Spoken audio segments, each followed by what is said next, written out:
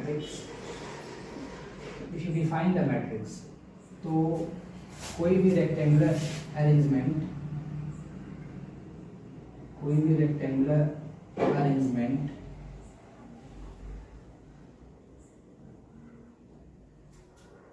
या फिर जो नंबर के फॉर्म में हो, एंड इट में भी फंक्शन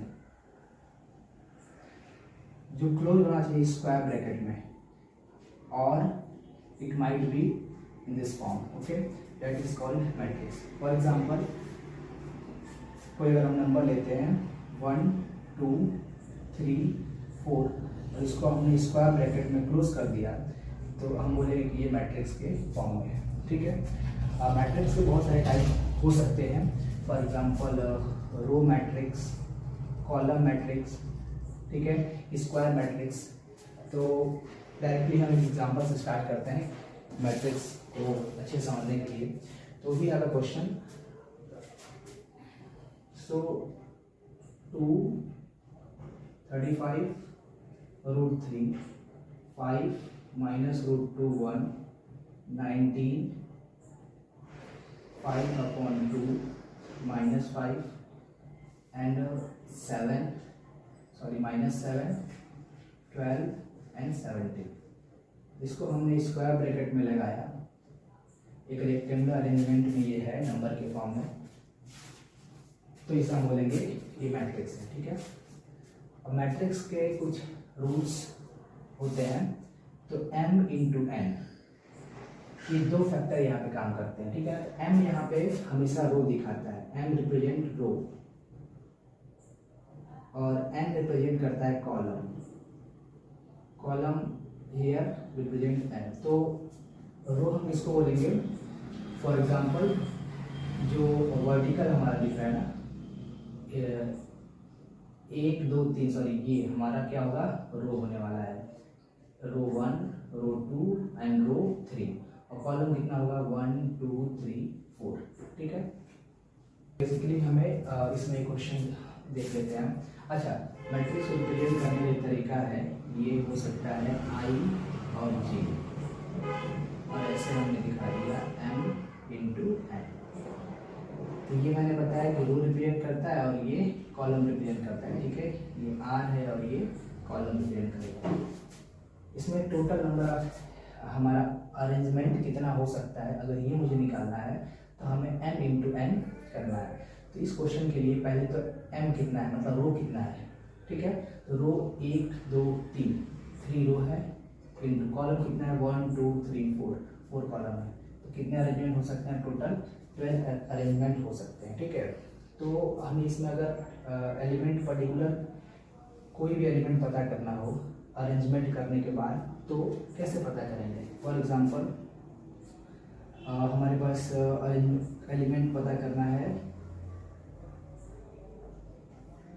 A13, मतलब बोल रहा है कि n की वैल्यू होना चाहिए 1 और n की वैल्यू होना चाहिए 3, मतलब कि रो 3 और कॉलम रो 1 और कॉलम 3 में कौन सा एलिमेंट आएगा, तो रो 1 ये हो गया, कॉलम 3 तो रो 1 ये से 1 रो 2 रो और 3 रो, कॉलम 1 1 2 3, तो रो 1 में कॉलम नंबर 3 में क्या आया 19 आया, ठीक है। सिमिलरली वैसे ही अगर हम ऐसे लिखे A31 A21 A32 और A23, ऐसे इसको हम एग्जांपल से समझ लेते हैं कि इसको कैसे होगा। तो A31 it means that row number 3, this one is row number 3 and column number 1, तो हमारा जो आंसर है वो क्या होगा √3 होगा। यहाँ पे A21 मतलब रो 2 और कॉलम नंबर 1, यहाँ पे क्या है 35 आ जाएगा इसमें भी। यहाँ पे रो 3 कॉलम नंबर 2, तो कॉलम नंबर 2 ये हो गया, मतलब इसका आंसर क्या आएगा 1। यहाँ पे रो 2 ये हो गया, कॉलम नंबर 3 तो 1 2 3, ठीक है।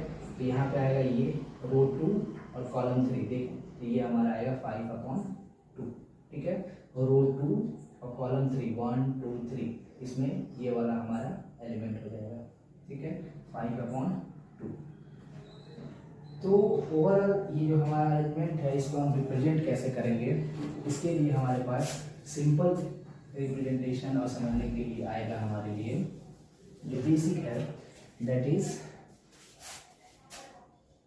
रो 1 और कॉलम भी 1, रो 2 कॉलम 1 एंड रो 3 कॉलम 1, ये हमारा है। ठीक है, इस अरेंजमेंट को हम कुछ इस तरीके से इक्विवेलेंट कर देते हैं इसको। तो यहाँ पे रो 1 कॉलम 2, रो 1 और कॉलम 2, ठीक है। फिर यहाँ पे रो 2 और कॉलम 2 है, ठीक है। यहाँ पे रो 3 है और कॉलम 2 है। फिर रो 1 है, कॉलम 3 है, रो 2 कॉलम भी 2, ठीक है। फिर यहाँ पे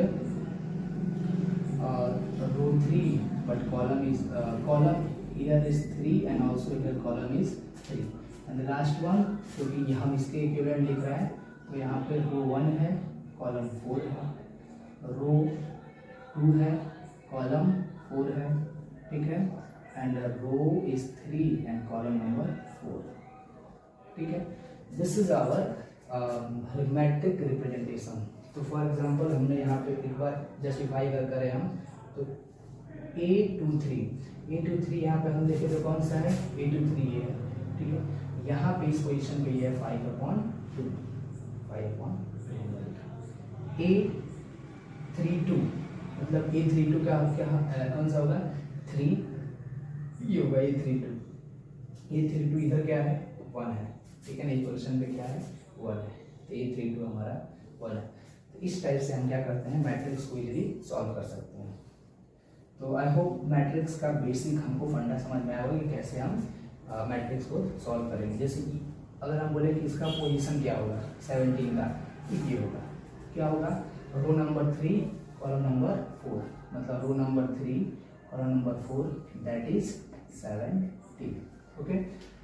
इसका क्या होगा, तो रो नंबर 1 कॉलम नंबर 4 मतलब होगा A14 here you can see that easily A14 is -7. So this is a simple representation of matrix. Here M and N, M is a row and N is a column, okay. M is a row and N is a column. I hope this is not too hard to understand it, okay. Thank you so much.